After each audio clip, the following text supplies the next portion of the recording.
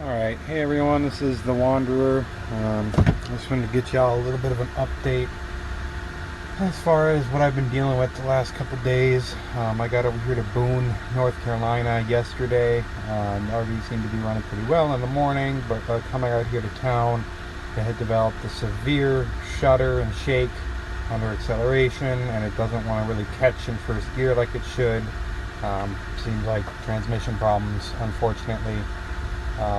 Been kind of crazy dealing with all the stuff that goes along with that last night and today, and dealing with my insurance company and everything else, and just been kind of a nightmare.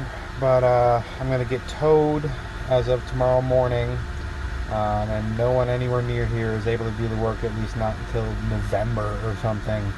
So I'm going to have to get towed quite a ways, so I opted to get towed back to a a repair shop that I had brought the RV into a couple weeks ago, something along those lines, to have my ignition timing adjusted.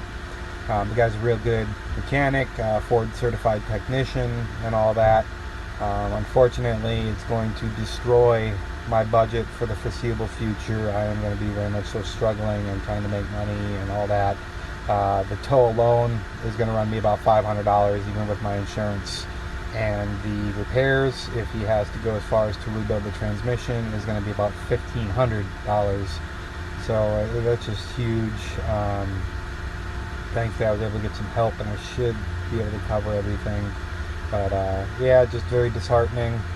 And unfortunately that means that I'm going to be leaving the mountains and heading back for the Piedmont in North Carolina. I won't be able to stick around in the mountains. So yeah, that's the plan, is getting towed in the morning and going back to Troy, North Carolina, in the URA National Forest area, having the transmission worked on, the vehicle looked over, all that, having work done. Thankfully, the owner of the shop is a really nice guy. His name's Steve. He owns Steve's Auto Repair in Troy, North Carolina, and he's been very kind to me, very helpful, and he said he could probably get the work done in about 4 days once I get the RV there, which is, you know, mind-blowing compared to everyone else I spoke to, you know, who was booked through or wouldn't do it. Or, you know, I called at least 30 different shops today trying to find someone who would do it, and there's nothing within a 50-mile radius.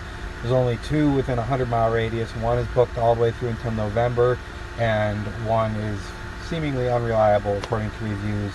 So I decided if I'm going to have it towed that far anyways, I might as well have it towed the extra 50 miles or so, and get it down to Troy and have someone I know who is reliable work on it. I won't lie, this has been a really tough situation for me, and there was plenty of tears shed last night and this morning, a lot of hopelessness, feeling just defeated. You know, it was very difficult for me. I'm doing a little bit better now that I've got the insurance stuff all sorted out and tow lined up. And I've spoken to Steve at the auto repair shop, and he knows I'm coming, and he knows I'm going to be doing the work. And he was very kind. He's a very nice guy. He was kind enough to even agree to allow me to, once they get the transmission out and they're working on it and they put the RV back out on the lot, he was kind enough to offer to allow me to stay in the RV overnight until they get the work done, you know, for a few days. And even mentioned something about throwing an electric line out for me to be able to plug in. So I'm very, very grateful to him, and I highly recommend his auto repair shop. The guy has been very kind to me, and the work he did adjusting my ignition timing was done well. The cost was reasonable. The cost for even rebuilding a transmission, he gave me a quote, and that's very reasonable compared to what you might pay elsewhere. So between that and him being a Ford certified technician, I'm very grateful that I'm able to get the RV down there, even though there's a lot of cost that is associated with that. So I guess the plan, like I said, is get towed down there, have the work done. Hopefully within a week or so, I'll be back on the road. I'm not really going to be able to get anywhere. I'm going to be roped, so I'm going to head back to the Uwharrie National Forest, where I was staying in the past, and I'll be able to stay there for at least a couple weeks, boondocking, and hopefully make some sales, and maybe find some manual labor work, anything I can do to make some money to help alleviate some of the cost of this. So, you know, this is definitely one of the worst nightmares of an RVer like me, is to have such a major breakdown, and especially with there not being any shops anywhere nearby that can do the work, and just there's a lot that goes into it. So definitely disheartening, and it's going to be a big hurdle that I've got to get over.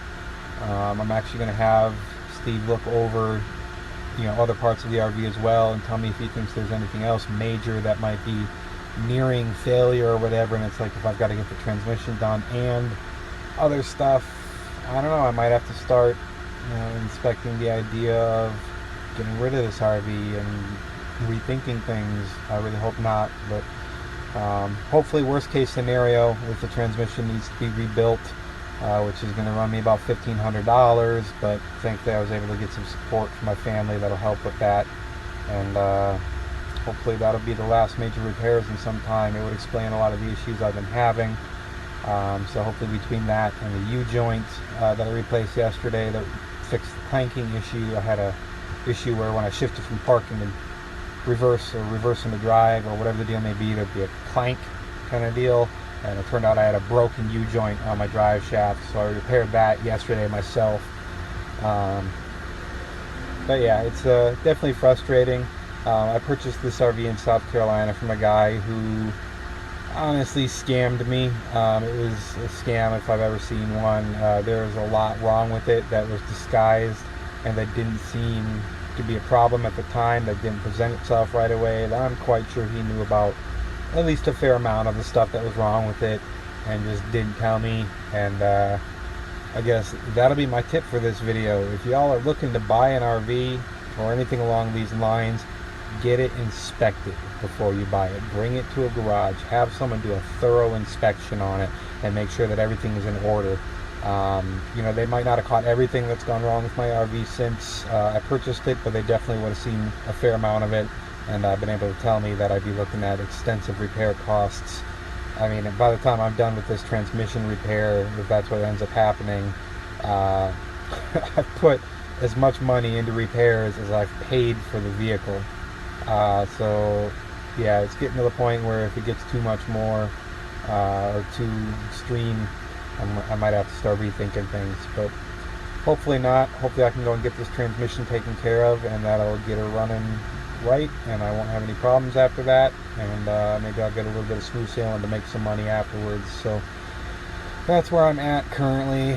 I'm in the back of the Cracker Barrel parking lot. I can't say enough about the Cracker Barrel here. They've been so nice.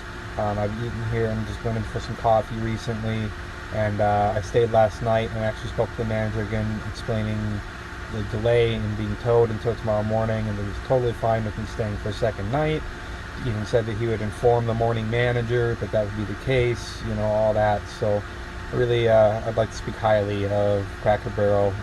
They've been very kind, and they've even got like long RV and bus spaces in their parking lot where I'm able to park, and where I was doing drive shaft work with the U-joint yesterday. So a lot of stuff to consider, and a lot of stuff still up in the air, but I wanted to go ahead and get you guys an update and let you know kind of where I'm at currently.